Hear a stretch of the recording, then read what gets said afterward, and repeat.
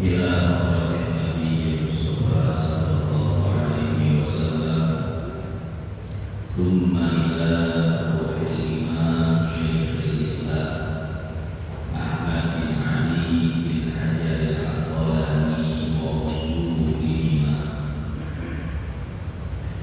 وفروعهم شيء لله لهم الفاتحة. أعوذ بالله من الشيطان الرجيم. بسم الله الرحمن الرحيم. الحمد لله رب العالمين الرحمن الرحيم مالك يوم الدين إياك نعبد وإياك نستعين اهدنا الصراط المستقيم صراط الذين أنعمت عليهم غير المغضوب عليهم ولا الضالين.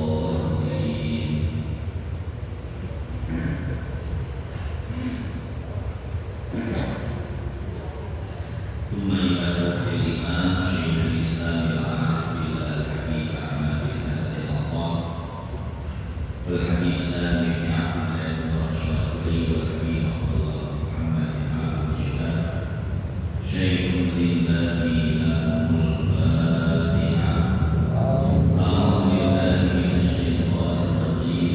بسم الله الرحمن الرحيم. الحمد لله رب العالمين الرحمن الرحيم مالك يوم الدين إياك نعبد وإياك نستعين اهدنا الصراط المستقيم صراط الذين أنعمت عليهم غير المغضوب عليهم ولا الضالين. آمين. رب اغفر لنا ولوالدينا آمين. رب اشرح لي صدري ويسر لي أمري واحلل عقدة من لساني يفقهوا قولي واسلل لساني واهد قلبي بحق محمد صلى الله عليه وسلم. استرهم يا أهل الدرب ويا أهل الباطن ويا أهل الموهبة ويا أهل الحمد والعظيم.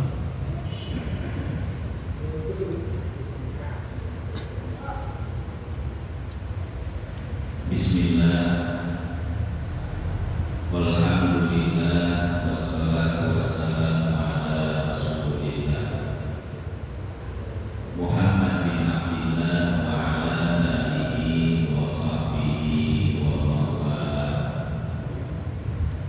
قال تعالى: يرفع الله الذين آمنوا منكم والذين أوتوا العلم درجات. وقال النبي صلى الله عليه وسلم: من سلك طريقا يلتمس فيه علما سهل الله له به طريقا إلى الجنة. Yang saya hormati dan saya muliakan segenap hadirin jamaah Masjid Al-Mujahidin, wabil khusus Ketua Dewan Pengawas Masjid beserta seluruh jajaran pengurusnya, para orang tua, para tokoh, para sesepuh, bapak-bapak dan segenap kaum remaja yang mohon maaf tidak bisa disebutkan satu persatu namanya,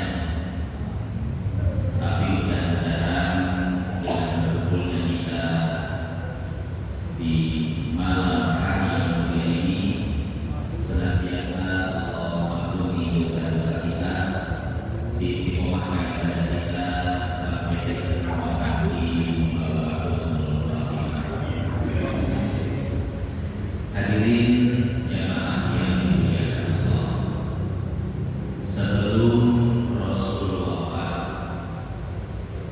Rasul berpesan kepada para sahabat. Apa pesan beliau? Taraktu fikum as-saqalaini ma bihima lan tadillu abada. Aku tinggalkan dua perkara, dua wasiat untuk kalian. Jika kalian menggenggam dua wasiat ini, niscaya kalian tidak akan pernah tersesat untuk selamanya. Apa dua wasiat itu? Pertama, kitabullah, yaitu Al-Quran. Dan yang kedua, wasunnatu Rasulillah, yaitu sunnah-sunnah Rasul Sallallahu Alaihi Wasallam. Jadi barang siapa yang menggenggam dua wasiat ini, Al-Quran dan sunnah-sunnah Rasul, maka dia tidak akan pernah tersesat untuk selama-lamanya. Apalagi di akhir zaman ini, hadirin, di akhir zaman aliran makin macam-macam aja ya, aliran, pemahaman dan lain sebagainya. Yang terbaru ada namanya Mama Gufron. Ini kira-kira tahu nggak yang viral sekarang?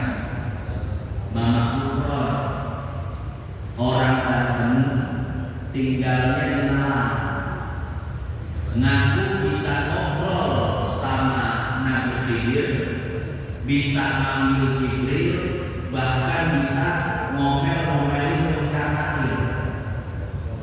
Kata muridnya, kalau di alam kubur ditanya man rabbuka, jawabannya Gufron. Wa man nabiyuka, Gufron. Wa man qiblatuka, Gufron.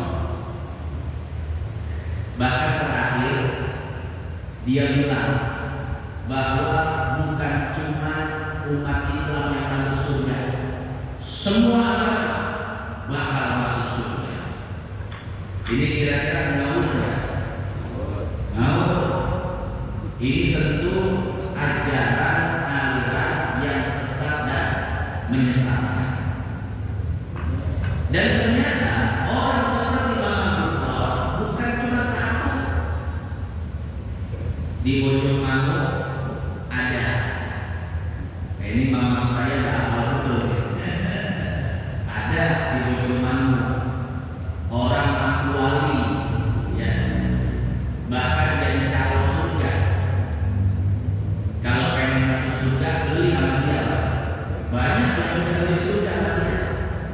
Ada yang 5 juta sampai 60 juta. Nah, enak betul, surga bisa dibeli, ya.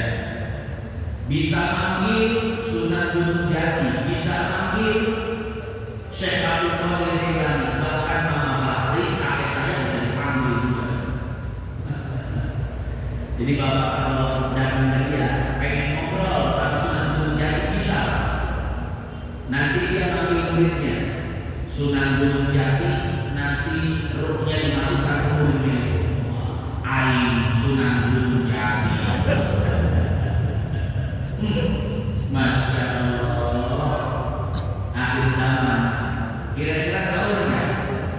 Ngawur, sesat dan menyesatkan. Ada lagi di Subang. Di Subang ini lebih parah lagi, ngaku sebagai Rasul. Dia bawa ayat, maka Muhammadun aba ahadin min rijalikum walakin Rasulullah wa khataman nabiyyin.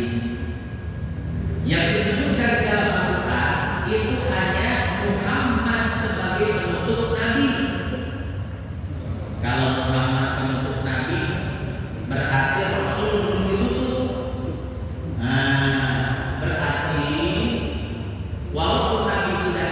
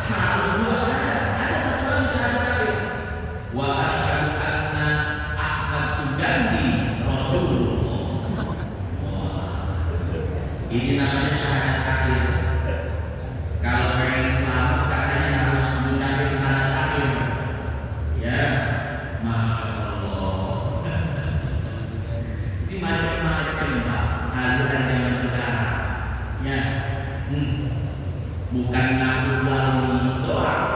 Oh, yang ngaku Rasul itu masih ada. Dan tentu orang-orang seperti ini bukan cuma satu, dua, tiga. Itu yang terekspos oleh media. Yang tidak terekspos lebih banyak lagi. Ngaku nabi, ngaku wali, bisa ada itu dan lain sebagainya. Ya. Makanya sudah jauh-jauh hari Nabi itu berpesan, taraktu fikum amroini ma in tamsaktum bihima lan tadillu abada. Aku tinggalkan dua wasiat. Kalau kalian memegang keduanya, menjadikan dua-duanya sebagai pegangan hidup, lan tadillu abada, kalian tidak akan pernah tersesat untuk selama-lamanya. Apa? Yang pertama Al-Quran, dan yang kedua adalah sunnah Rasul Sallallahu Alaihi Wasallam. Ini harus kita pegang kalau pengen selamat hidup dunia akhirat. Ya. Jadi jangan pernah keluar dari Al-Quran, jangan pernah keluar dari As-Sunnah. Pertanyaannya seperti ini, Pak Ustaz, kira-kira aliran apa dan organisasi mana yang benar-benar menggenggam Al-Quran? Apakah NU yang benar-benar menggenggam Al-Quran dan Sunnah? Apakah Muhammadiyah yang benar-benar menggenggam Al-Quran dan Sunnah? Apakah Salafi, HTI, Jamaah Tabligh, Persis dan lain sebagainya? Banyak yang bertanya kepada saya, yang benar mana Pak Ustaz? Maka saya katakan semuanya betul, semuanya benar. Hanafi berpegang pada Al-Quran dan Sunnah, Maliki berpegang pada Al-Quran dan Sunnah, Syafi'i berpegang pada Al-Quran dan Sunnah, Hambali berpegang pada Al-Quran dan Sunnah. NU, Muhammadiyah, Salafi, HTI, semuanya berpegang kepada Al-Quran dan Sunnah. Cuma karena beda metodologi, pendekatan dan perangkat-perangkat untuk mengkaji Al-Quran dan Sunnah, maka terkadang ada perbedaan sedikit. Dan perlu kita tahu, perbedaan antara NU, Muhammadiyah, Salafi, HTI itu tidak banyak. Perbedaannya sedikit dan itu masalah-masalah biasa. Saya kasih contoh dalam masalah sholat deh. Ada yang kunut, ada yang enggak. Siapa yang kunut? Imam Syafi'i, Imam Maliki. Siapa yang tidak kunut? Imam Hanafi. Pertanyaannya, siapa yang betul? Dua-duanya betul. Dua-duanya berijtihad dari sunnah Nabi Sallallahu Alaihi Wasallam.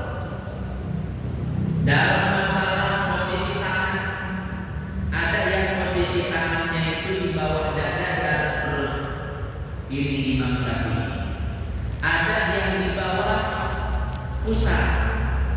Ini Imam Hanafi. Bapak kalau main ke Turki, ke Baghdad, ke Irak, orang-orang Islam di sana sholatnya begini, Pak. Begini sholatnya. Allah. Ya, kalau kita bagaimana?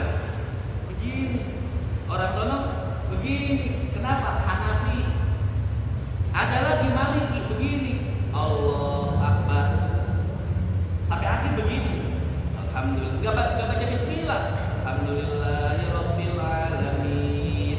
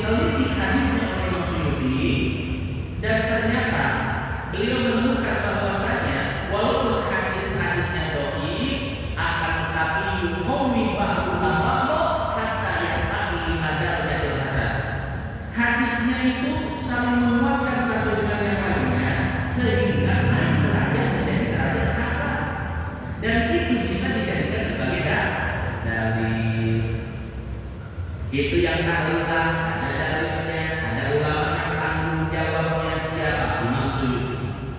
Yang enggak tahlilan punya dalil juga.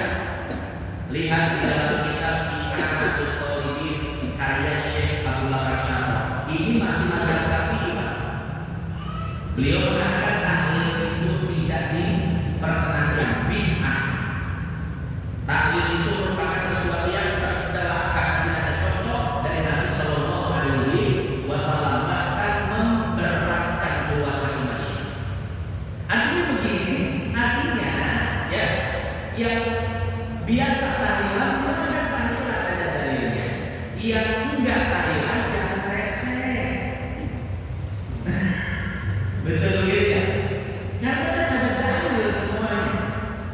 Semuanya para ulama yang sangat keilmuannya sampai kepada Rasul Shallallahu Alaihi Wasallam, ahli tafsir, ahli hadis, hafal Quran di luar kepala semua. Ya, jadi nggak usah ribut. Ini masalah-masalah kecil, masalah-masalah sepele, bukan masalah prinsip, bukan masalah akidah, betul ya? Betul. Masalah maulid, maulid Nabi Shallallahu Alaihi Wasallam dibahas oleh Imam Suyuti di dalam kitab Al-Hawil Fatawi. Kata Imam Suyuti, ada ulama yang memperbolehkan. Siapa? Salah satunya Al-Imam Al-Hafidh Ahmad bin Ali bin Hajar Al-Asqalani. Seorang imam, seorang penghafal hadis yang hafal 300 hadis beserta sanad-sanad, yaitu Syekh Hajar Al-Asqalani. Apa kata beliau? Beliau mengatakan maulidan itu dalilnya sahih, riwayat Imam Bukhari dan Muslim. Ketika Nabi datang ke Madinah, Nabi melihat orang-orang Yahudi di Madinah itu sedang puasa Asyura. Nabi bertanya, untuk apa kalian puasa Asyura? Apa kata orang Yahudi? Hada yaumun najjallahu fihi Musa wa aghraqna fihi Fir'aun fasukna syukran lillah. Wahai Muhammad, kami puasa Asyura karena di hari Asyura itu Allah telah menyelamatkan Nabi Musa dan kaumnya serta menenggelamkan Fir'aun dan pasukannya. Maka kami berpuasa sebagai bentuk rasa syukur kepada Allah. Kata Syekh Hajar, selamatnya Musa saja boleh dirayakan, apalagi kelahiran baginda Nabi Musa Muhammad. Kalau menggali masalah penelitian, ini metodenya metode usul fikih mutakalimin. Pendekatannya adalah pendekatan dalalatul nas. Bahasa lainnya qiyas. Ya, qiyas aulawi.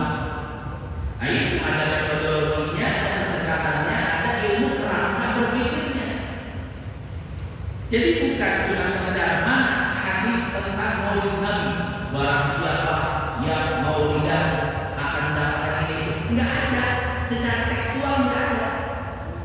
Tapi secara dalalatul isyarah, secara dalalatul nas, secara qiyas, baik qiyas fahwa atau qiyas aulawi ada. Orang yang mengerti ilmu metodologi enggak bakal pusing untuk menggali hukum seperti Syekh Ibnu Hajar. Maulidan ada dalilnya. Yang tidak maulid juga punya dalil. Apa kata Imam Suyuti? Salah satu ulama yang tidak setuju dengan maulidan adalah Al-Imam Abu Amr Al-Maliki. Beliau tidak setuju dengan maulidan. Artinya begini, yang mau maulidan silakan, ada dalilnya. Yang tidak mau maulidan juga ada ulamanya. Ya, tentu dua ulama ini masing-masing berijtihad dengan otoritas keilmuan masing-masing. Nah, maka saya selalu katakan NU, Muhammadiyah, Persi, Salafi, Al-Irsyad, HTI benar semua. Semuanya berpegang kepada Al-Quran dan Sunnah. Cuma tadi terkadang dalam menggunakan metodologi pendekatan perangkat-perangkat untuk menggali hukum itu terkadang berbeda cara dan beda prosedur. Makanya hukum-hukumnya beda-beda.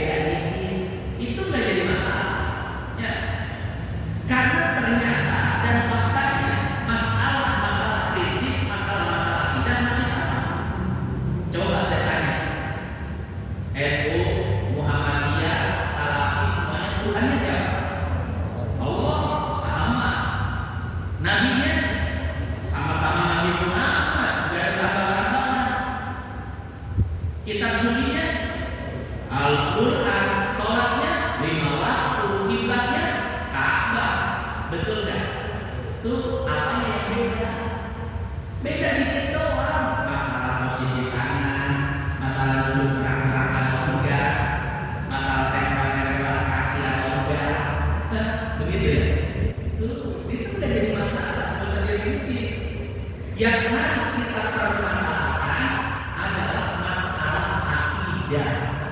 Orang-orang yang ngaku-ngaku wali bisa ngobrol sama Nabi Khidir, bisa manggil Jibril, bisa ngomongin Munkar Nakir, ngaku Rasul lagi, itu yang wajib kita permasalahkan. Ya, kira-kira sampai sini paham? Jadi nggak usah ada